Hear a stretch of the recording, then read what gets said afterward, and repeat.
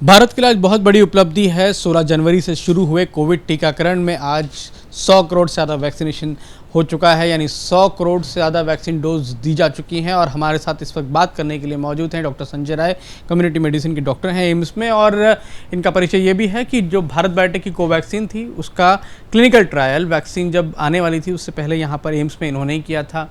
Booster dose का trial, बच्चों में ट्रायल इन्होंने किया। सर, आज भारत में कोरोना टीकाकरण 100 करोड़ के मार्क को पार कर गया है, किस तरह देखते हैं आप? कितनी बड़ी अचीवमेंट मानते हैं और कितना फ़ायदा होगा सर?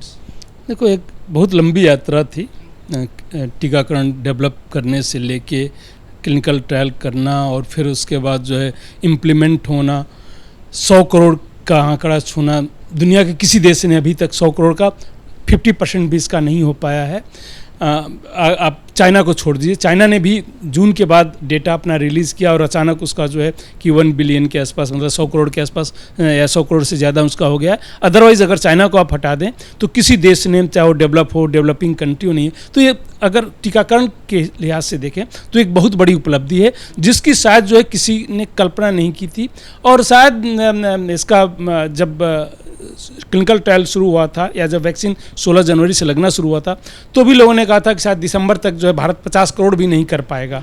डिमांड जो है, लॉजिस्टिक मैनेजमेंट करना, ये सब करना जो है लोगों ने यही कहा था। लेकिन आज जो है अक्टूबर माह में ही हम 100 करोड़ का आंकड़ा छू गए। यह एक बहुत बड़ी उपलब्धि है इस देश के लिए नहीं, पूरी दुनिया के लिए, कि अगर कोई ठान ले तो कुछ भी कर सकता है। सर, वैक्सीन का बहुत बड़ा रोल आप मानते हैं इसको, जो कोरोना की महामारी थी इसमें रहा? क्योंकि वैक्सीन आने के बाद कई बार ये कहा गया कि वैक्सीन से बहुत फ़ायदे हैं, मोर्टेलिटी रोक रहा है, प्रिकॉशन भी हो रहे हैं। देखिए, चूँकि जो हमारे पास मॉर्टेलिटी मेनली हुई थी सेकेंड वेव के समय में हुई थी, और सेकेंड वेव जब आया था उस समय तक वैक्सीनेशन बहुत नहीं हुआ था। किसी वेव को रोकने में वैक्सीन बहुत कारगर नहीं हुआ क्योंकि इन्फेक्शन को रोकने में कारगर नहीं है, बट सीवियरिटी को रोकता है, डेथ को रोकता है।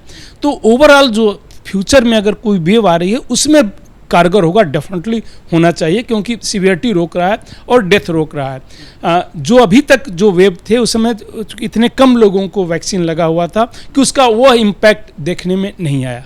100 करोड़ हो गए, अब ये कहा जा रहा है कि 94 करोड़ की आबादी है जो कि 18 साल से ज़्यादा है।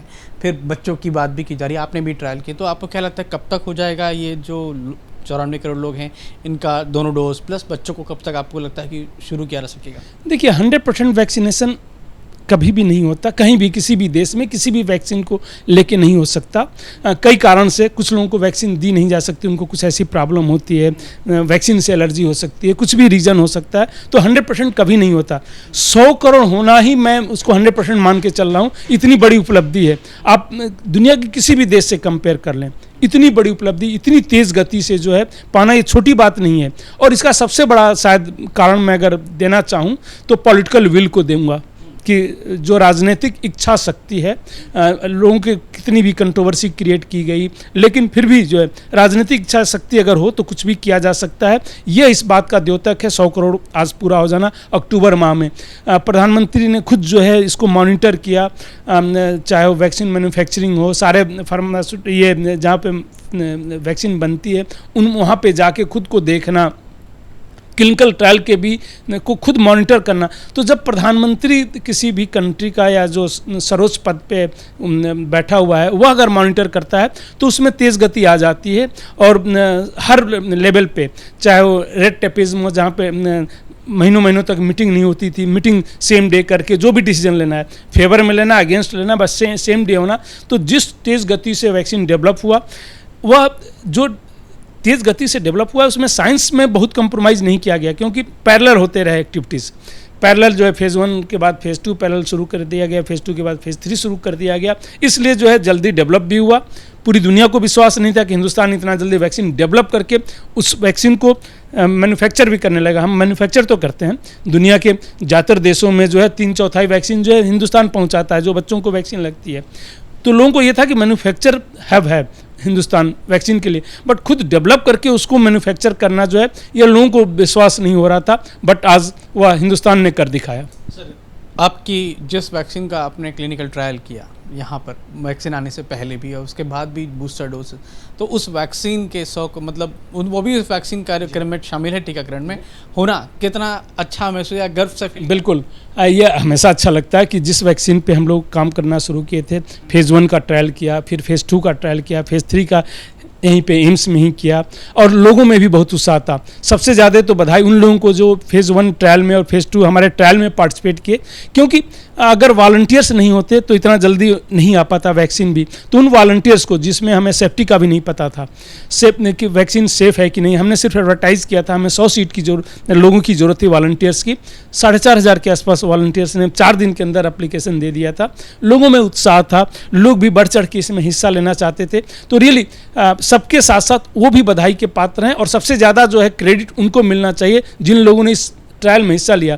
करीब टोटल जो है 25 से 30 हज़ार के बीच में 26,000 तो हमारे फेज़ 3 में ही हिस्सा लिया लोगों ने, वह इसके लिए हैं। और डेफिनेटली हम लोगों को तो एज ए रिसर्चर जो है खुशी मिलती है कि वह एक जो भी रिसर्च आपने किया वह सक्सेस हुआ, इम्प्लीमेंट हुआ, वह जो है किसी बीमारी जिसके लिए आप कर रहे थे उस बीमारी को रोकने में सक्षम है, मतलब सीवियरिटी को, एटलीस्ट इन्फेक्शन को भले ही ना रोक पाए, सीवियरिटी को रोकने में सक्षम है, डेथ को रोकने में सक्षम है। तो एक भी लाइफ अगर बचती है उससे तो हमें डेफिनेटली खुशी मिलती है as a researcher, as a scientist, as a doctor वह है। तो हमारे लिए तो खुशी की बात है ही, पूरी कंट्री के लिए खुशी की बात है और सिर्फ इस कंट्री के लिए नहीं, पूरी दुनिया के लिए खुशी की बात है। बहुत खुश हैं डॉक्टर संजय राय, जिन्होंने एम्स में कोवैक्सीन का क्लिनिकल ट्रायल किया था फेज़ 1 से लेकर फेज़ 3 तक का, और बेहद खुश इस बात से हैं कि 100 करोड़ से ज़्यादा लोग वैक्सीन डोजेज जो हैं दी जा चुकी हैं और बहुत बड़ी अचीवमेंट, ये बहुत बड़ी उपलब्धि मान रहे हैं इसको। कैमरामैन राजेश के साथ प्रफुल्ल श्रीवास्तव, ABP न्यूज़, दिल्ली।